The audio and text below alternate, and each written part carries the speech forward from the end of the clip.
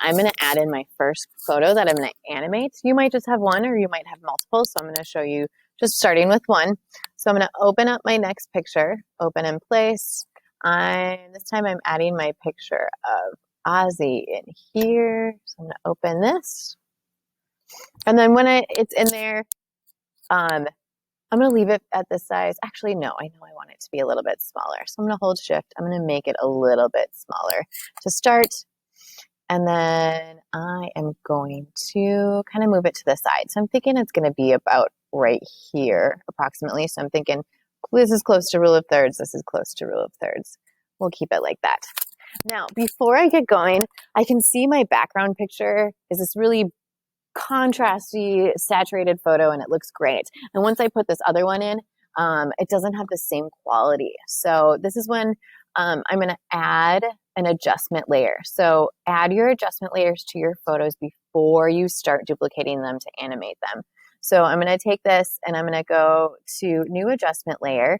And this, I just really need to do the hue saturation. So I'm going to start with that. If I adjust this now, it's going to change both pictures. So I'm going to set this back to 0.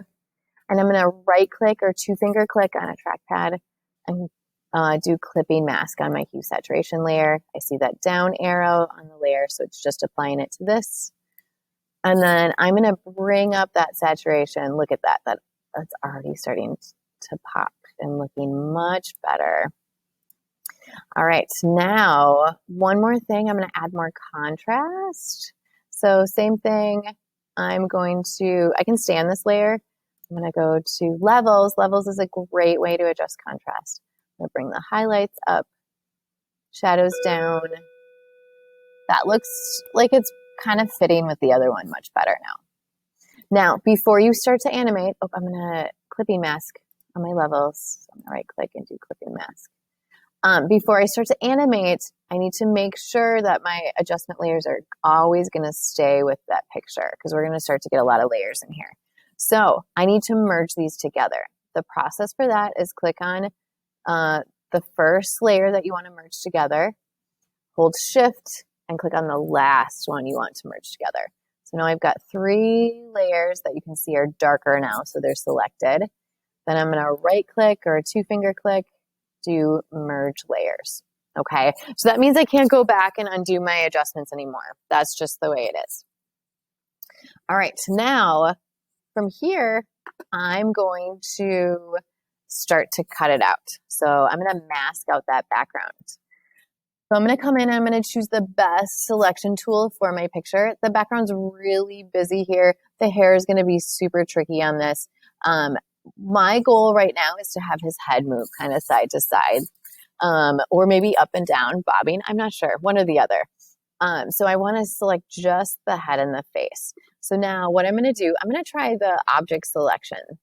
And I'm going to take this crosshair and I'm going to click and drag. And it says the cross must be fully inside the object. So I'm going to click and drag until I've put a box around the area I want to select.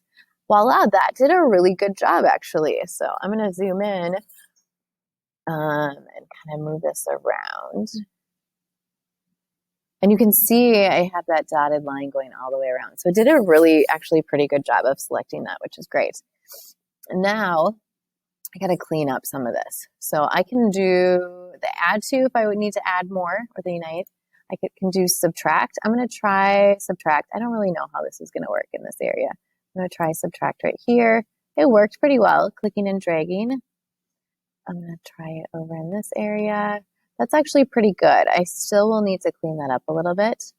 And then I'm going to do the plus to get the edge of the hair here. Okay, so this is a great tool that you could use if you wanted to.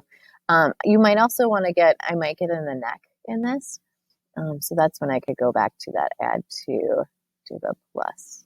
Click and drag here. Look at that. We'll just add that right in there. Boom. All right. Now, if I add my mask right away, I can totally do that, but I'm going to see my edges are going to be a little uneven. So I want to mask out the background. So I'm going to click mask right here. Don't worry, we'll bring his body back. It'll come around. But before I want to do that, I want to clean up these edges a little bit. So I'm going to come in. First thing I'll do is click on my mask, go to PRO, which is properties, and I can click mask here and it'll show me. I'm going to move this to the side so I can see it better. I can, then I can feather it a little bit. So if I go up to 1 pixel, it's better. I don't want to do a lot. That's not what I want. I don't want it to be too blurred. So I can do about 1.5 to 2 pixels, and that's pretty good overall. It's still going to be slightly uneven. So that's when I would come in with my brush tool in my mask. So I want to make sure I'm clicked on my mask. Click on my brush. I want to paint away the parts I don't want to see. So white is to see the layer, black is to not. So I want to switch this with the arrow keys to black. I'm going to use my brush tool because I brought down or put a feather on that edge. I'm going to want to put a little bit of feather on my brush. So I'm going to try 99%. I like to make my brush nice and big, and then I'm going to come along and kind of clean up some of these edges because I can't do this later. Once I start duplicating my layer, this is just, I would have to go into every single layer and clean it up. So get it right the first time, and it's going to make your life a lot easier. All right, so I'm going to pause this and you'll see it when it's done. Okay, I cleaned up the edge pretty well overall. It's not perfect, but it's close. Something else I'm going to do with the black takeaway is I'm going to try and get in some of these little areas in the hair because hair is just so tricky. And I'm going to try and mask some of those areas out so it looks like it's actually like edges of hair. So look at, I've got this teeny tiny brush and trying to get in some of those areas. I don't have to get all of them. I'll just get close. Now, there's some of the area where the hair got missed. So I'm going to switch this to white and I'm going to bring that back. So white is to show, black is to hide. And I think that looks pretty good overall. So I'm going to keep it like that. One last thing I'm going to do before I save this is I want to bring out the body. So the head's going to move. That's why I needed to select it separately. But I also want the body to show. So what I can do is Control J. That's going to duplicate my layer. And I'm going to rename these because it's going to make my life easier later. So I'm going to say head here. And I'm going to say body here. This one's not showing the body yet.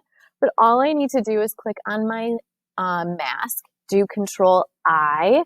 And you can see it flipped this around.